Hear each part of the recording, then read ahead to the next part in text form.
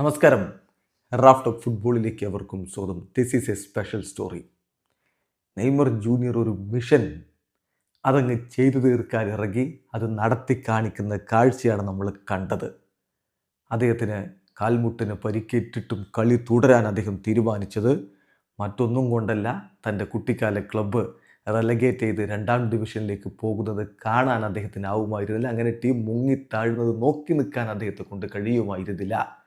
അദ്ദേഹം കളിക്കാനിറങ്ങി ടീമിനെ വിജയത്തിലേക്ക് കൊണ്ടുപോകുന്ന കാഴ്ചകളാണ് നമ്മൾ കണ്ടത് എന്ന് മാത്രമല്ല, ടീം 12ാം സ്ഥാനത്താണ് ഫിനിഷ് ചെയ്യുന്നത്.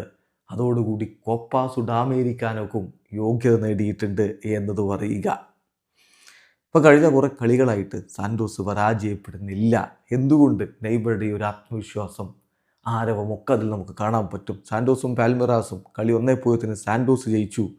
പിന്നാലെ സാൻഡോസും മിറാസോളും 1-1 സമനില. ഇൻ്റർനാഷണലുമായിട്ട് സാൻഡോസിന് 1-1 സമനില. സ്പോർട്ടിനെ 3-0 തോൽപ്പിച്ചു. യുവൻറ്റൂടെ 3-0 തോൽപ്പിച്ചു. ക്രുസൈറോയെ 3-0 തോൽപ്പിച്ചു. അവസാന 3 കളികളും ഏകപക്ഷീയമായ 3 ഗോളുകൾക്കാണ് സാൻഡോസ് ജയിച്ച് കയറിയത് എന്നുകൂടി നിങ്ങൾ ഓർക്കണം. 12ാം സ്ഥാനത്തേക്ക് അവർ ഉയർന്നു. അങ്ങനെ ഈ ഒരു ബ്രസീലിയറോ സീരീസ് സീസൺ അവസാനിക്കുമ്പോൾ 12 കളികൾ 47 പോയിൻ്റ്. കോപ്പ സുഡാമേരിക്കാനോയുടെ ഗ്രൂപ്പ് സ്റ്റേജിലേക്ക് യോഗ്യത മികച്ച രൂപത്തിൽ തന്നെ അവർ ഈ ക്യാമ്പയിൻ അവസാനിപ്പിച്ചു എന്ന് പറയണം. ഈ ഒരു കഥ, നെയ്മറുടെ ഈ സ്പെഷ്യൽ ലവ് സ്റ്റോറി അതേ കാലത്തും ഫുട്ബോൾ ലോകത്ത് ഓർത്തു വെക്കുന്ന ഒന്നായിരിക്കും. നോക്കുക, നെയ്മർ സൗദി അറേബ്യയിലെ മാസീവ് സാലറി വിട്ട് വേണ്ടെന്ന് വെച്ച് അദ്ദേഹം യൂറോപ്പിലേക്കും പോകാതെ തൻ്റെ ചൈൽഡ്ഹുഡ് ക്ലബിലേക്ക് മടങ്ങിയെത്തുകയായിരുന്നു. സൗദിയിൽ അദ്ദേഹത്തിന് തുടരാമായിരുന്നു. അത് നിങ്ങൾ ഓർക്കണം. അൽ ഹിലാലിൽ അദ്ദേഹത്തിന് തുടരാമായിരുന്നു എന്ന് പറഞ്ഞാൽ അദ്ദേഹത്തെ ലീഗ് മത്സരങ്ങൾക്ക് രജിസ്റ്റർ ചെയ്തില്ലെങ്കിലും അദ്ദേഹത്തിന് AFC ചാമ്പ്യൻസ് ലീഗ് മത്സരങ്ങൾ കളിക്കാമെന്ന് ഓർഗെ ഹീസസ് പറഞ്ഞതാണ്. എന്നിട്ടും അത് വേണ്ടെന്ന് വെച്ച്, ആ സാലറി വേണ്ടെന്ന് വെച്ച് അദ്ദേഹം തിരികെ നാട്ടിലേക്ക് പോയി. അദ്ദേഹത്തിൻ്റെ ചൈൽഡ്ഹുഡ് ക്ലബിലേക്ക് പോയി. എന്നിട്ടോ ടീം അതിന് മുമ്പത്തെ സീസണിൽ 2ാം ഡിവിഷനിൽ കളിച്ച ടീമാണ്. ആ ടീമിലേക്കാണ് അദ്ദേഹം ജോയിൻ ചെയ്തത്. 1ാം ഡിവിഷനിൽ ടീം നിലനിൽക്കണമെന്ന് അദ്ദേഹം ആഗ്രഹിച്ചു. ഈ സീസണിൽ പരിക്ക് അദ്ദേഹത്തെ നിരന്തരം വേട്ടയാടിക്കൊണ്ടിരുന്നു. എന്നിട്ടും അക്രോസ് ഓൾ കോമ്പറ്റീഷൻ 28 കളികളിൽ നിന്ന് 15 ഗോൾ കോൺട്രിബ്യൂഷൻസ് അദ്ദേഹം നടത്തി.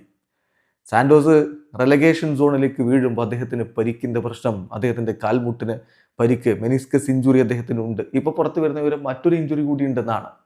അദ്ദേഹത്തിൻ്റെ തുടയുടെ ഭാഗത്തോ മറ്റൊരു ഇഞ്ചുറി ഉണ്ട് എന്ന റിപ്പോർട്ടുകൾ കൂടി വരുന്നുണ്ട്. അതിൻ്റെ കൂടുതൽ വിവരങ്ങൾ പുറത്തു വരട്ടെ, നമുക്കതിനെക്കുറിച്ച് അപ്പോഴേ പറയാൻ പറ്റൂ. ഏതായാലും 3 മത്സരങ്ങൾ ബാക്കി നിൽക്കെ കാൽമുട്ടിന് പരിക്കേറ്റിട്ട് ഡോക്ടർമാർ കളിക്കണ്ട, സർജറി ഇപ്പോൾ ചെയ്യണം, ഇനി അടുത്ത വർഷം കളിച്ചാൽ മതി എന്ന് പറഞ്ഞപ്പോൾ അത് പറ്റില്ലെന്ന് പറഞ്ഞ നെയ്മർ ജൂനിയർ കളിക്കളത്തിലേക്ക് ഇറങ്ങിയത് സാൻഡോസ് 2ാം ഡിവിഷനിലേക്ക് വീണു പോകുന്നത് തന്നെ കൊണ്ട് കണ്ടു നിൽക്കാൻ പറ്റില്ല എന്നതുകൊണ്ടാണ്.